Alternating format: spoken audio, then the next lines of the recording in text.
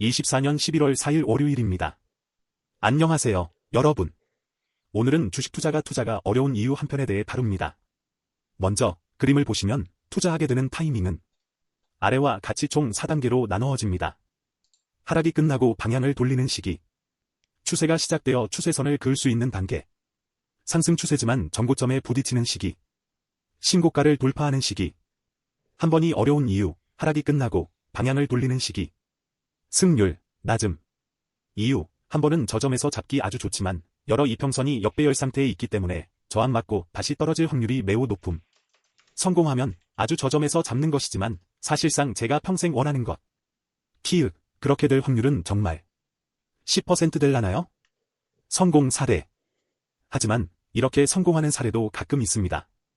시장의 마법사 중의 이름은 생각나지 않지만 승률이 10%도 안 되는데 연간 몇 천억씩 버는 트레이더도 있습니다.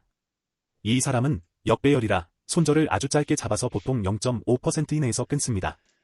계속 손절을 반복하지만 하나 걸리면 거기서 몇백 프로씩 벌어서 손절을 모두 커버 가능합니다. 저의 사례. 마음속 깊은 곳에서 제가 사실 원했던 것도 중반엔 이거였습니다. 템베거 하나만 먹자. 위의 성공 사례처럼 손실은 짧게 끊고 계속 시도하면 걸리겠지. 문제 쉽지 않은 이유. 근데 이게 손실을 자꾸 겪다 보면 자신감이 굉장히 위축됩니다. 분명 손실 금액이 짧은데도 그렇습니다. 지칩니다. 이걸 계속 수행할 수 있을까? 의구심 자꾸 듭니다. 이를 위해 필요한 역량, 잘할 수 있는 성격에 대해 말합니다. 제가 봤을 때 이런 방식으로 성공하기 위해 필요한 역량은 아마도 아래와 같아요. 1. 자신에 대한 철저한 믿음.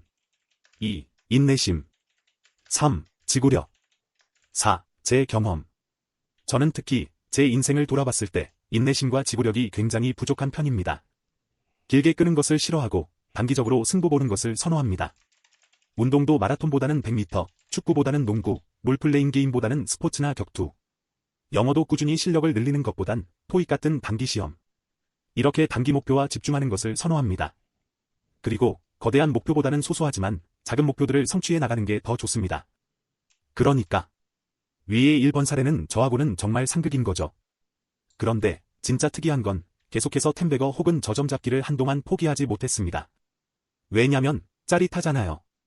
키읔 제가 이 방법을 그만둬야겠다고 느낀 건 사실 저점은 여러 번 잡아봤습니다. 그냥 수백 번 시도해서 잡은 것뿐. 근데 저점을 잡아도 금방 팔아버리니 템베거는 애초에 저랑 안 맞습니다. 주식을 들고 10배 오를 때까지 기다린다. 애초부터 저하고는 맞지가 않다는 걸 깨달았어요. 문제는 아직도 마음 저 깊은 곳에서는 이걸 바라고 있다는 거. 다음. 2번이 어려운 이유입니다. 2번은 추세 시작. 그리고 추세선을 그을 수 있는 단계입니다. 2번까지 올랐으면 기본적으로 추세선은 그릴 수 있는 상태입니다. 어떻게 보면 추세 투자 중 가장 저점인 곳은 2번이죠. 저점과 저점을 연결했을 때의 첫 번째 지점입니다. 하지만 역시 망설여집니다. 왜냐면 이때도 장기 이평선은 계속 역배열이기 때문입니다.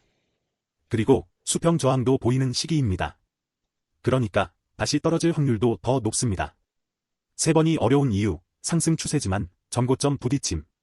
3번, 4번 시기에 투자가 어려운 이유는 추세는 확실히 상승이나 1. 너무 많이 올랐기 때문.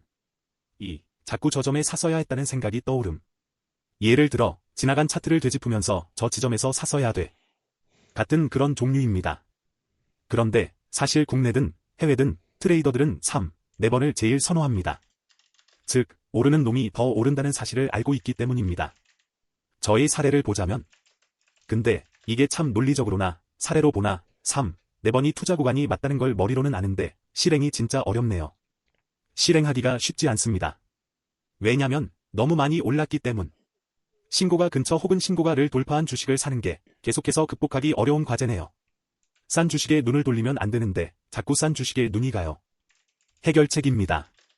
결국엔 1, 2, 3, 4번 모두 가장 중요한 것은 제가 원하는 방향대로 가지 않았을 때 끊어내는 것. 손절. 이것만큼은 분명합니다. 저도 손절을 제때 하지 못한 경험들이 있는데 결국 지속적 수익을 이 놈들이 다 갉아먹었네요. 타이밍보다 더 중요한 것은 방향이 틀렸을 때 무조건 손절하는 것입니다. 그런 상태에서 본인의 성격에 맞는 방법을 찾아야 하는데 제 가장 깊은 곳에서는 저점 잡기 혹은 템베거를 꿈꿉니다. 1번 구간이죠. 그런데 실제로 돈을 벌었던 구간은 2번, 3번 구간입니다. 그리고 제가 앞으로도 목표할 구간 2번, 3번, 4번 구간입니다. 한 번이 아닙니다. 저에게 더 유리하고 마음 편한 구간은 1. 추세 상승 구간 2. 저항 돌파 구간, 수평선. 그런 관점에서 봤을 때 지금 코스피, 코스닥, 나스닥 등은 제가 원하는 구간은 아니네요. 저에게 상처를 주고 마음 다치는 구간입니다. 지지선에 닿아서 투자했는데 반등을 못할 때. 그런데 사실은 지지선에 닿았을 때 투자를 하는 게 아니라 반등을 하고 투자해야 하는데 예측 매매를 하다 보니 지지선만 닿으면 투자하던 버릇이 있었습니다. 이거 고치기는 쉽지 않습니다.